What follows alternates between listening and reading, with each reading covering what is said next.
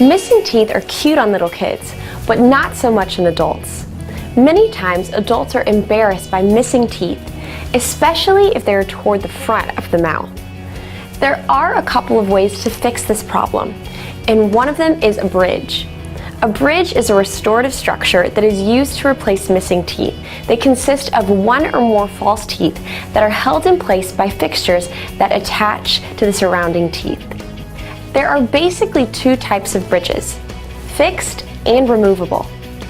Fixed bridges are cemented in and cannot be taken out, while removable partials can be detached at night or for cleaning purposes.